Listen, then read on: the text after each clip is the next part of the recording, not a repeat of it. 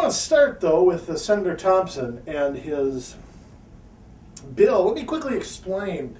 In Senator Thompson, I've got some clips where he was on a weekend show called Almanac with a DFLer named Jim Dabney, who, of course, opposes, as the DFL always does, any changes whatsoever to our school systems.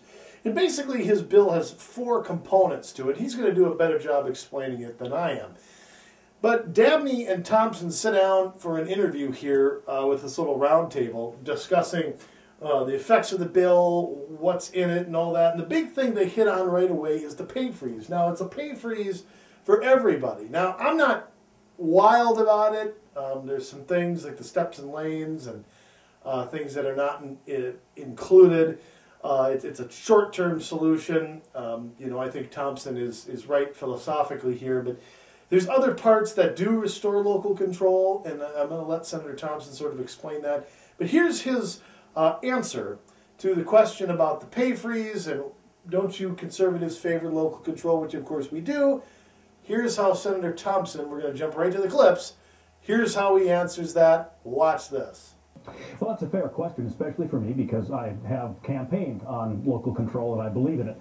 On the other hand, we have to be realistic about what we face in school districts now, and with the structure of PALRA, which is the system of laws under which contracts have to be negotiated, the power that the unions have, you can ask any school board member, any superintendent, they'll tell you there's legally local control, but de facto there really isn't local control. So we actually believe that by giving them this state pay freeze, that gives them more control to get their budget in line, and we like to think of this as kind of the student and teacher salvation here, because instead of cutting teachers and getting class sizes up, the districts will have the flexibility to say, we're going to keep teachers on, keep our critical programs and curricula, and then hopefully we'll have some structural changes that give some more local control in 2 years.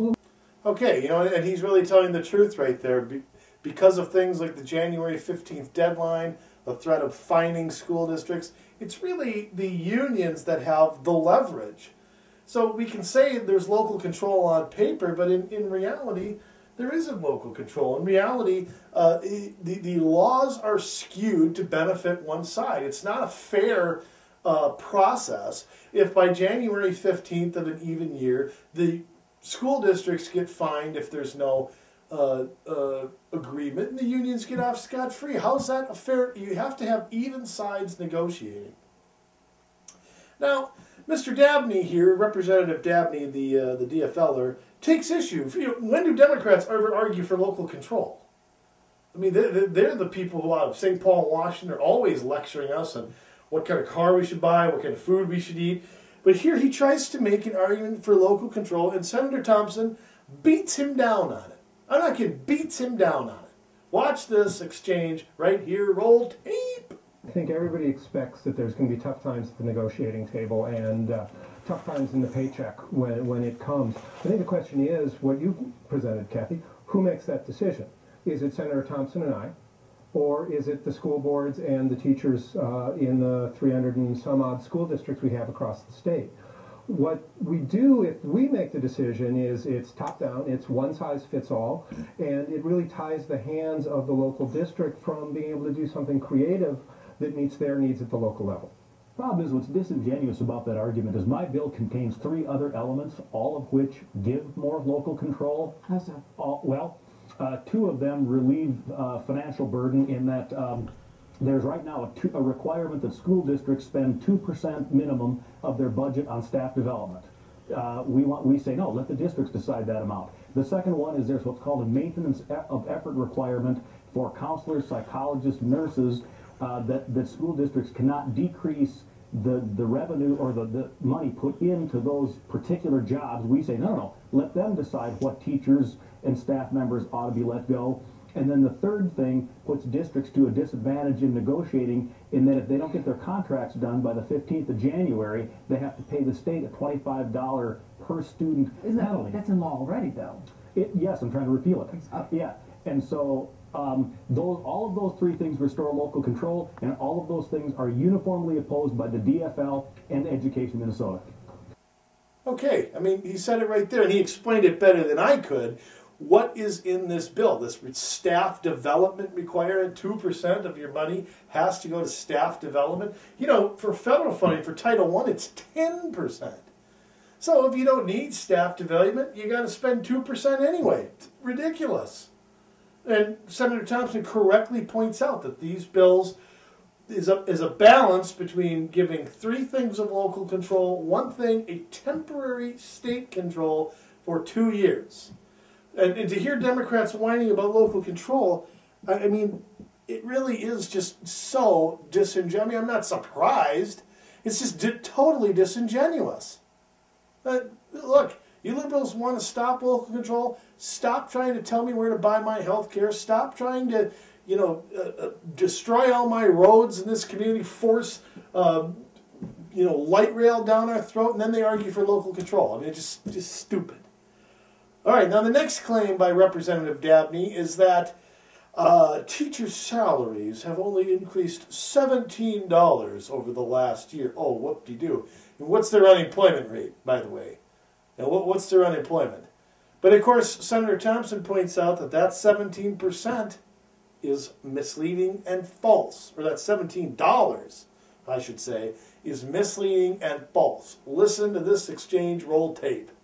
According to the Department of Education, the average teacher increase in salary between 2008-2009 and the 2009-2010 school year was $17. The cost drivers in education aren't teacher salaries, they're special education costs and things like that. And healthcare, thank you. This doesn't get to that and takes the option away from locals to be able to decide with themselves. all due respect, that's deceptive, because with the step and lanes, there have been pay increases above what the representative is representing, but the union has done well saying, well, that's not a raise. Well, it is a raise. Saying that educational attainment. Yeah, exactly. So that's something that we've got to be clear about. There have been pay increases. They just don't want to call them that. Yeah, of course, the steps and lanes, they're never a raise. They're an entitlement. That's what these union people think.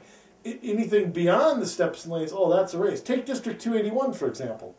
We had the agreement last year that they got a 0% increase for the 09-10 school year and a 1% increase in salary for the 10-11 school year. However, that is not where it ended, because the original steps and lanes were part of that, as well as the health care deal.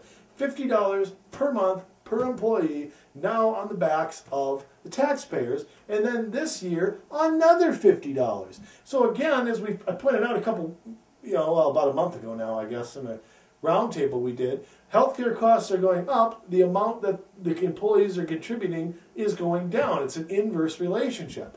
And I'm not saying let's gouge the employees. I didn't say that. I'm saying what's happening at your job. Are you getting steps and lanes at your job? Are you getting tenure? I highly doubt it. So, once again, Senator Thompson does it. Now, again, whether you're for this bill or not, this is a bill that wouldn't see the light of day without Republicans in charge. This is a bill that wouldn't even be being debated unless Republicans took over the House and Senate. Unfortunately, with Governor Happy Pills, I can't see him agreeing to something like this, but I'm going to go out on a limb here and say parts of this get passed. I think Senator Thompson, I think an omnibus maybe is not the best way to do this. I think some of these things, especially the January 15th deadline, I think are going to get looked at, repealed. There's a couple separate bills in the House to do that right now. H.R. 115, or H.F., I should say. I always call it H.R. I don't know why. I guess that just sounds better than H.F. H.F. 115 is a bill that is just dealing with the January 15th deadline.